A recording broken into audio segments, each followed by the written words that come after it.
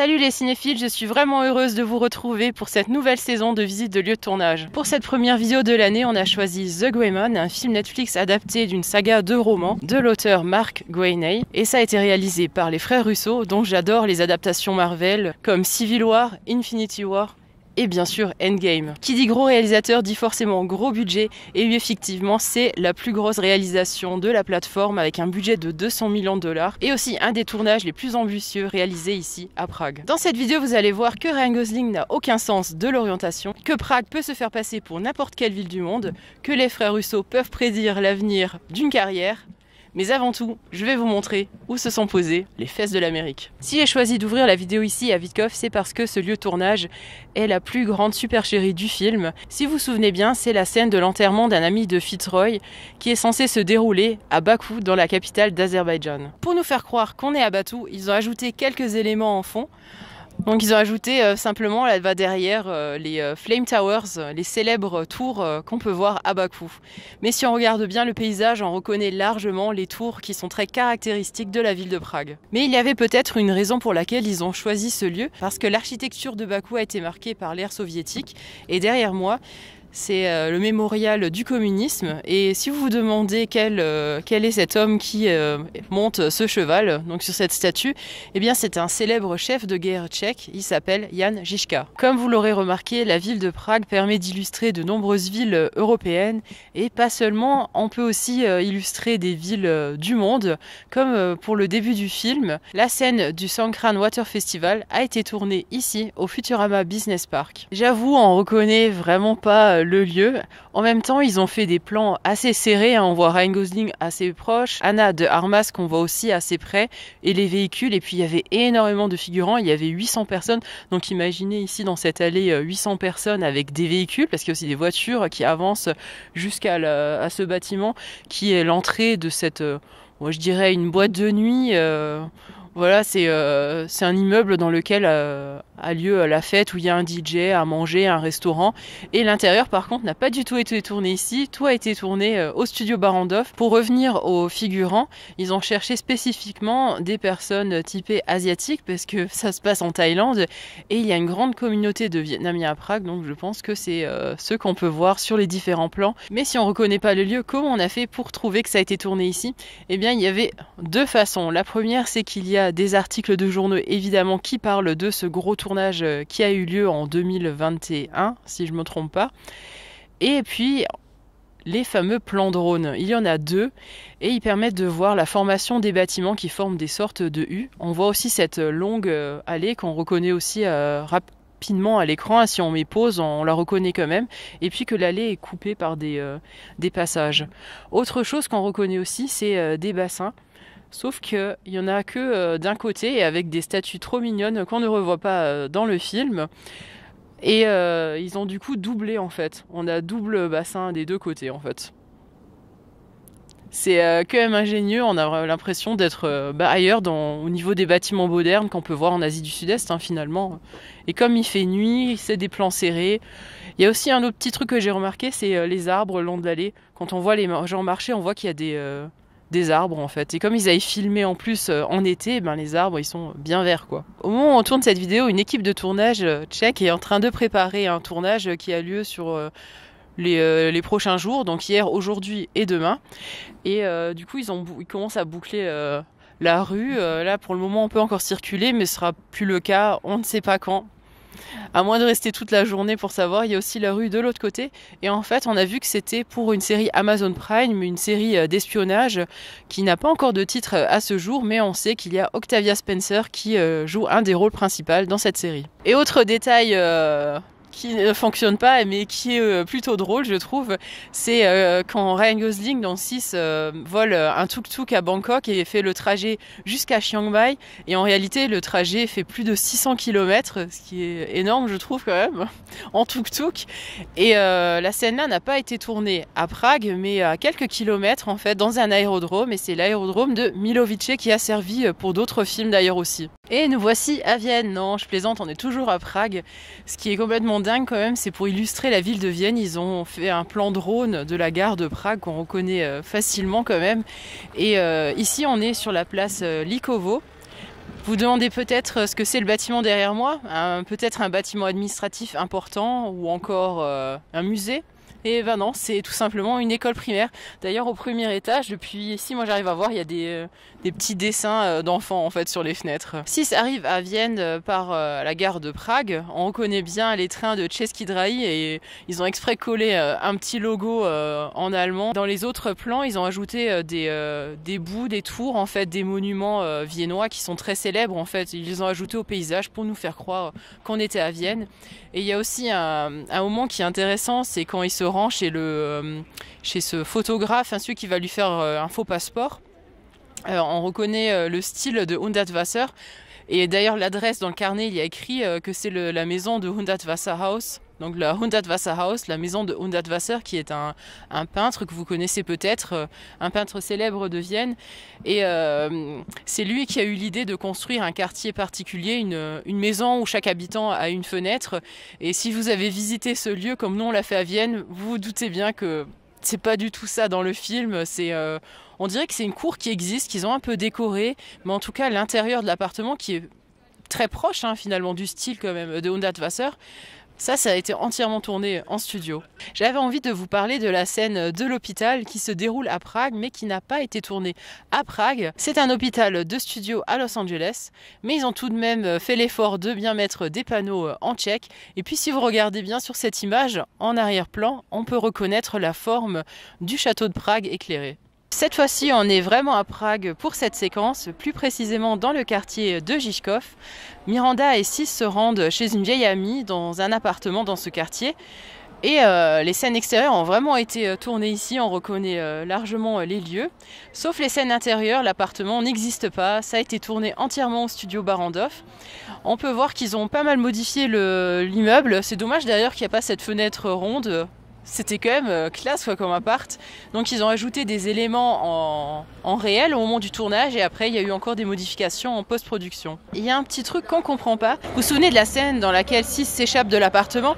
Il passe par une trappe et il ressort après du bâtiment sur le côté. Sauf comme vous pouvez le voir, il n'y a rien, il n'y a pas de fenêtre de cave. Si vous regardez bien, la façade est complètement différente. Elle est plus grise, je dirais, c'est grisâtre. Et on a une petite hypothèse. Peut-être qu'ils ont ajouté tout simplement un faux mur en fait. Parce que c'est vrai, s'ils l'ont ajouté jusque-là à peu près, il y avait assez de place pour se recroqueviller et sortir d'une petite trappe. Donc c'est possible qu'ils ont fait ça comme ça, parce qu'on a vraiment l'impression qu'il sort d'une trappe et il court. Ce qu'on a surtout aimé dans le film, c'est évidemment les scènes tournées à Prague, mais aussi le fait que les scènes d'action ont été pour la plupart vraiment faites par les acteurs principaux, notamment par Ryan Gosling et Ana de Armas, qui se sont vraiment beaucoup entraînés, qui ont appris des chorégraphies pour les combats et tout ça, et c'est vraiment impressionnant à voir.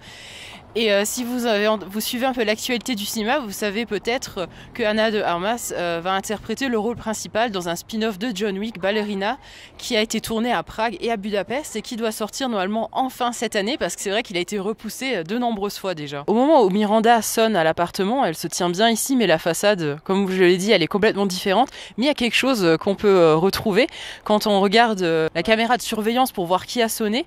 Eh bien, on voit Ana de Armas, donc Miranda, en contre-plongée comme ça, et on peut voir le sol et on reconnaît en fait les dalles qui sont comme ça en fait. Et j'avais trouvé ça rigolo parce qu'on voit encore une fois, et même les scènes qu'on voit à travers la fenêtre, on voit vraiment le quartier, on le reconnaît. Ils ont simplement filmé avant, parce que si on regarde les images filmées en studio, la fenêtre c'est que du fond vert en fait, il y a rien. Et c'est par ici que Ryan Gosling s'échappe, donc Sis saute au-dessus de la rambarde et part dans cette direction. Vous ne connaissez peut-être pas ce parc, mais vous l'avez sûrement vu dans l'un des clips les plus célèbres de Linkin Park, dans From the Inside. Et d'ailleurs, on a fait une vidéo complète sur les lieux de tournage de From the Inside et aussi de Numb, qui ont tous les deux été tournés à Prague. Je vous invite vraiment à regarder cette vidéo sur notre chaîne. C'est ici qu'a été tournée une des scènes d'action les plus impressionnantes du film, voire des plus impressionnantes qui n'a jamais été tournée à Prague, mais la ville est quand même habituée après des décennies de tournage de gros films d'action. On peut citer par exemple Triple X.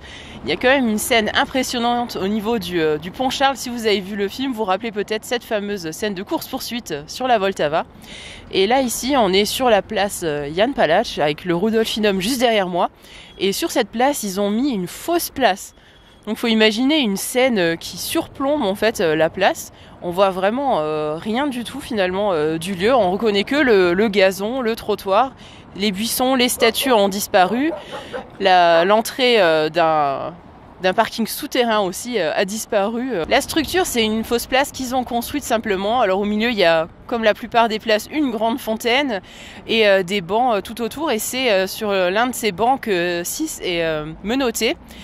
Et on peut expliquer ça du fait qu'ils ont appelé ça la place de l'opéra. Et du coup, ils ont utilisé le Rudolfinum pour le faire passer pour un opéra. Ce n'est pas le cas parce que c'est une salle de concert, certes de musique classique, mais ce n'est pas un théâtre d'opéra. Je vous disais que c'est l'une des scènes d'action les plus impressionnantes qui ont été tournées à Prague. Et ce n'est pas pour rien parce que toute cette séquence a mis quand même 6 semaines à être tournée. De faux trams ont été utilisés qui ressemblent aux vrais. Donc ils ont été aménagés bien sûr par les équipes de cascadeurs, on imagine, comme les voitures pour les cascades. Et ils ressemblent vraiment beaucoup parce nous on habite à Prague, du coup on a reconnu les fameuses machines pour étiqueter son ticket. Mais les sièges sont rouges. Et puis aussi un autre petit détail qu'on a remarqué, c'est que à certains endroits du tram, certains sièges sont face à face et ce n'est pas le cas dans les trams. On n'est jamais assis face à face. Et autre petit détail quand même, que j'ai trouvé assez drôle, c'est qu'à un moment, pour se protéger des méchants quoi, Sis, donc Ryan Gosling casse un bouton d'urgence pour fermer une porte comme dans les trams. Vous savez, ces portes qui séparent les wagons, mais ça n'existe pas, il n'y a pas de porte dans les trams, on peut le traverser de bout en bout en fait. Et comme vous le savez, on adore les détails, on est toujours au pavé près ou à la plaque près.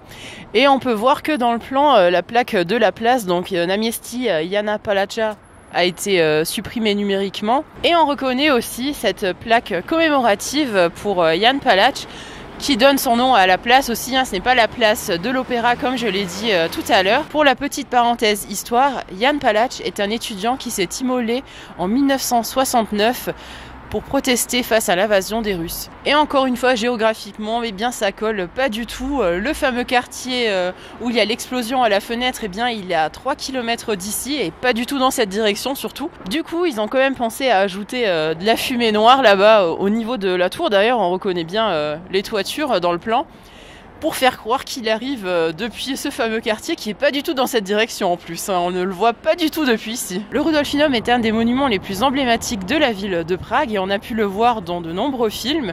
On en a parlé d'ailleurs dans la vidéo sur les lieux de tournage de Spider-Man Far From Home, puisqu'il s'agit d'un des lieux de tournage du film et vous pouvez retrouver cette vidéo dans notre playlist où a été tournée par les voyageurs cinéphiles. C'est à la place de la République que se termine cette impressionnante séquence d'action. Et si vous regardez un peu le tram de plus près, on voit que c'est la ligne 11 et la ligne 11 ne peut pas vous emmener à la place de la République, donc ils sont encore une fois trompés. D'ailleurs, depuis la place Jan Palach, il n'y a pas de tram pour venir à la place de la République, il faut prendre un bus ou alors le métro, mais il faut faire un changement. Le parcours du tram a été filmé dans plusieurs quartiers à Prague et en dehors du centre-ville historique évidemment. On ne va pas vous décortiquer ça dans la vidéo parce que c'est des plans vraiment très très rapides, on voit à peine les rues, c'est vraiment rushé quand même. Mais quand ils ont tourné, ils ont dû tout faire... ça devait être méga coupé, donc d'où les 6 semaines de tournage. Et c'est ici que le tram arrive du coup et qui détruit la banque tchèque.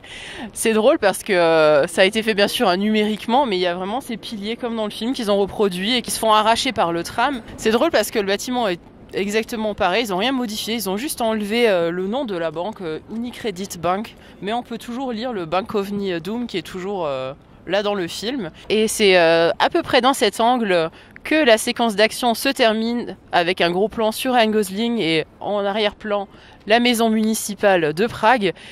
Et c'est un plan qu'on a quand même tous vu circuler sur les réseaux sociaux quand il y a eu la promo du film. Et d'ailleurs, je crois que c'est même la vignette sur YouTube, la vignette de la bande-annonce du film. Pendant la séquence d'action, Chris Evans fait une petite blague, une réplique plutôt mémorable maintenant pour le coup. Il dit « J'offre 10 millions supplémentaires à celui qui sera capable de dégommer Ken ». Ce qui est vraiment drôle, c'est qu'au moment de l'écriture du scénario, personne ne savait que Ryan Gosling allait incarner Ken. C'est pendant le tournage de The Gray Man que Ryan Gosling a appris qu'il allait incarner Ken dans le film de Greta Gerwig. Et du coup, les réalisateurs, les frères Russo, se sont amusés en disant que c'est grâce à eux que Ryan Gosling a pu embrasser sa Kenergy. Parce que comme vous pouvez le voir, il avait effectué un entraînement très strict et un régime alimentaire aussi très strict, son corps était au top du top et du coup c'était parfait pour la suite. D'ailleurs le pauvre il était obligé de continuer du coup son régime pendant le tournage, donc il buvait, j'avais lu des jus de légumes verts, enfin des trucs ultra protéinés et du poulet, alors que les autres ils s'en donnaient à cœur joie à manger des spécialités tchèques sûrement, et des burgers, des pizzas, enfin plein de trucs qu'on mange pendant les tournages, qu'on n'a pas beaucoup de temps, et lui ça devait rester healthy. Dans la continuité de la scène de l'hôpital, Miranda et Sis se sont enfuis et arrivent ici dans ce quartier. Et en sortant du véhicule, Miranda tire sur un transformateur pour plonger le quartier dans le noir. Comme vous pouvez le voir, le transformateur n'existe pas, il a été ajouté pour le film. Mais comme ça, ils sont tranquilles et peuvent aller se soigner dans le bâtiment. Dans le film, le château du méchant est situé en Croatie, mais ce n'est pas le cas parce qu'il s'agit du château de Chantilly qui est évidemment en France, mais c'est un peu un château fictif on peut dire, parce que le film n'a jamais été tourné là-bas, c'est uniquement les plans extérieurs, des plans de drone, je dirais, parce que c'est des plans aériens du château. Mais toutes les scènes qui ont été tournées en intérieur, qui représentent le château, ou la fameuse bataille épique finale entre Ryan Gosling et Chris Evans dans les jardins du château de Chantilly, ont été toutes tournées au studio Barrandov. Et c'est sur cette magnifique vue sur le château de Prague que je vous laisse et que cette vidéo se termine. J'espère qu'elle vous aura plu. Dites-le nous dans les commentaires. Est-ce que vous avez vu le film et qu'est-ce que vous en avez pensé? On aimerait bien savoir. Moi, en tout cas, je l'ai beaucoup aimé parce que j'avoue que je suis une grande fan de Ryan Gosling. Je le suis depuis ses débuts. C'est vrai, je le regarde depuis... je crois que dans sa filmographie, le truc le plus ancien que j'ai dû voir, c'était un épisode de Chair de poule. Donc je devais avoir même pas 10 ans en fait. Ce que j'ai aimé dans le film, c'est que la ville de Prague, elle est magnifiquement représentée. Les plans sont vraiment très très beaux. Et j'ai aimé les scènes d'action, moi je les ai trouvées cool, les plans avec les drones, chose que j'ai pu voir dans Ambulance de Michael Bay. Si vous l'avez pas vu, je vous le conseille vivement parce qu'il est vraiment vraiment impressionnant. Les plans dans le downtown de Los Angeles sont dingues. Avec les drones. Je sais que le public est un peu mitigé face à ce film. Il y a une suite qui est prévue, je ne sais pas si elle aura lieu. À ce jour, c'est un projet encore, il n'y a rien qui a été confirmé. On ne sait pas si Ryan Gosling va revenir dans le film, ça on ne le sait pas. Mais le film a permis de montrer des lieux de Prague qu'on voit rarement au cinéma américain, comme la place de Witkov, cette vue avec le cheval que très peu de gens visitent, alors qu'on a une magnifique vue sur toute la vieille ville de Prague depuis là-bas. Et aussi la place Namiesti que les touristes bien sûr connaissent, mais qu'on ne voit pas dans les films. La maison municipale est aussi un monument emblématique de la ville qu'on ne voit jamais. Généralement on voit le pont Charles et le château de Prague. Merci d'avoir regardé cette vidéo jusqu'au bout. Si vous n'êtes pas encore abonné, je vous invite à le faire. Si vous êtes abonné, à quelle vidéo vous êtes abonné? Est-ce que c'était les lieux de tournage ou est-ce que c'était une vidéo conseil? Et je vous dis à bientôt pour de nouveaux lieux de tournage.